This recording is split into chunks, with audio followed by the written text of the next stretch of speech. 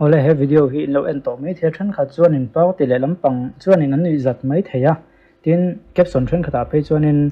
heng zirlai ho hi politics som jen ran khela we mai man mol ti te pon lo ma ko chu en pho da jong ka comment bung kon lai hian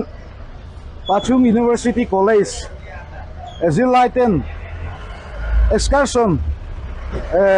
emo tin an zin chuana tu sikim lama zin an tu tin jambul sel an thom nolui ten lo the khom ve an fakom ka ti khop maya an ni la kin lo ka kan nam ro lu tur ten nia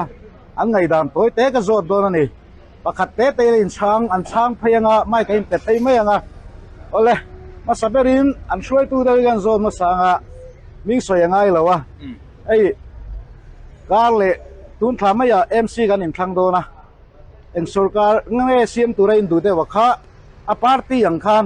ngai minang sil den ta cheu kai chu sarkar ding lai ZPM hi an MCN an tin ring next ke po dura hi chonin la en tin ga ngai ka tia ZPM hi i langin tuang chonin la ding si se ka ti ZPM hi ding se ka ti next okay po tu na sarkar hi an lan da na tha ka tia ting ngai sen ka ti ni le cái chỗ anh kinh ang tí tất chỗ cái suy thiam về thế đó mà sẽ rất biên biên tiền của bây giờ là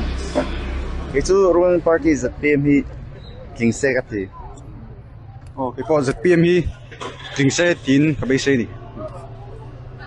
cái bộ sarkar ding lai ZPM hin tin karing cái bộ kinh ngay sen cái đủ nhỉ cái bộ cầm han sayang khan ZPM hi kinh ngay xe cái gì cái bộ sarkar ding lai hi là kinh zen mà son thấy na lai ate mà te là son tirin là kinh zen turin cái đủ nhỉ kan lom hem mai ZPM an sarkar ma deu khan social media ZPM party thang sarkar thang kal phung thak ti hi a trending a viral chuni chero trending ani a chan chu ZPM sarkar thang pudu oma kai foi sarkar thadon riwa khiat na khathlai te jinga aron trending a chu wang chon inti mu aniang chu an inti mu chawani ZPM sarkar chu engang sarkar tong he ni ti po khatak tak lem lo tuna kan sarkar hun lai hi a thatak takem chetak takem ti thu tak po khalem lo wa abo wak bo vela lo inti mu kha ana sem emaya chu arin tlak tak lo wan ti dan sang ni da som ni pa thum in thana lo ri chon ZPM sarkar chu an ron tling tanol mai ni chumi na lan ti chu thalai te jinga hen thil hi inti mu hi ol khom maya ko khan kan tlowa ko khana thalai le no pangnom lo chuan an ko khan malam chu thim hle mai kan ti ko khan kan tlona ko khana an thalai te hoi thongai an tam viau chuan an ko khan ma ba chu thim kan ti thalai te hianin kan malam hun hi an khil mai ne khil thui mai ne chu ta chi chuanin tuna po hian he video te hi pau ti dang tan hin apoi je hin khalo mai the tun tum MC a te chuan an chiat pui khang lo mai the ma san kin zel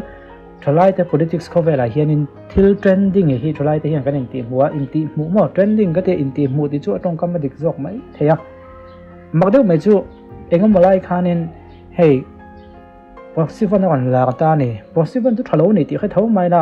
thalai te jinga trending tlat mai ska ka lu han khren te ban han tuam han engam modeu te khang kha a trending tlat mai a thalo ni ti kha tho mai na an inti muwa an ti chu sup mai ni chu chu tian chung Korean style po niang mo Korean tlangwal ho an hairstyle ho BTS kan tiang te heng te pui thalai tam tak chuning atan man ngai lo ni me thema se trending tlat mai Mizoram thalai te jinga thom an neya I hey abo ro song kha ka soi vek ngai lo kan kha thiam vek ani chu tian chung thalai te jinga hin thil trending lak lo hi om ve ni lam dan trending lak lo te mo ku the te love sign han siam dan trending te thalak ma piang ate ngol ho song nan ku tin love sign han siam vek maya lam dan la ni se TikTok khan kan khap mai pon khap ma phil chuanin TikTok a lam dan music engam trending hi om zel main ti mu chu a thaim thalavem khoi tanga kon chuak ngai ti lam pangkha an zir thuk tak lem lo anin ti mu ve top mai ni chu tiang chi chon politics sa po hin ti mu hi thilom ve theina anin ti mu party ni hi an lawan ne puidon ti hi ka sei do ni kumtin hian pol som pani pass chuak hi an zan nge om han sei tai la chumi na lan ti ga chuan kumtin hian vote nei thak hian zan nge om khang ho thalai te jinga khan kan political party kha MNF lo ni ta se MNF party kha trending tlat chuan kum nga emo kum thum emo kal meu chuan MNF vote to tam tak khan on piang chuakin an ron vote an ron nei thak te na ni chu wang chuanin hemi au pato apui tling het to hi chu thinlung in thak sak le thei to lawa ama ko chu thalai te mu le mal nei lam lo an ti dan taka politics zia po khalem lo nia min soi thin te thalai ka ni wangin min kan tianga heng ho te thil ni na tak khalem lo thil tha tak po he tak lo heng ho mai hi na no pang thalai a ho an ti te zinga trending ni kha a hlok pui na tel tu an ni don chat mai ni khatiang ka trending na lo ni thei bi ka kha chu wang chuan he video te po hi an viral takewa ti hian viral han ti la viral khang lo me the ka lo muwa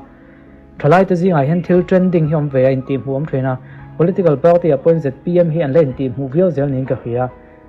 ZPM se ang man lo ni to tak la ve ti ho hi chot la ang pun kum lama upadeu te ZPM atanga enga ma hlok nan be se mu ta lem lo te khang te da tin politics khovela thren kha chuan in ZPM chet na lo khia lo du to lem lo te pon ni ve thonga ama ko chu an nol pu ya hi chuan in ala trending kal zen am oti khangai to na oma chu mi fin fian an chu he man tla khau lo ama ko chu thalai om khom zinga ZPM han ti sup chuan a to be ta han ke chu MNF lo ti de kha ko de to me ni lo nge ne a thin dun tak na ti chuang hai nem pulo ti la enti huni chon enti huni zera vote thak khuna po hin thren te vote thak na atam jok thak na thak nu hi ol deu mai nia thalai khan ol la het lo thutlo na siam thiam mang lo engma tak felo ho kan ti kan lo mu sit mai thema se hetiang ang ho hi kan zoram lam huna nia ko phana po ne se thalai engma lakin tlak tak lo kan ti fo thina hi ko phana po an tam chuan ko khan ma ba ka eng kan ti mai ama ka chu khatiang kha an thlem chuan heng ko khan chu nakin loka an thima yanga ma ba ka bathim ve kan ti mai chu wang chuan kan thalai nei chun te kum tin vote nei thakan kon omzela pol som pani pas chuak kan kon omzela pol som pani ki jok teang pol som pani pas chuak an lo omzela vote nei thakan lo omzela heng mi te ka vet trending thei party political party ni piang hi na van nei chozel lon te ke chu ka phu dan ani ya chu van no ZPM a thata via ka vatin ani revin ZPM hianin hemi i thalai te zinga trending in ti mu politics ko vela jon ZPM hi ala tha kala ti in ti mu ha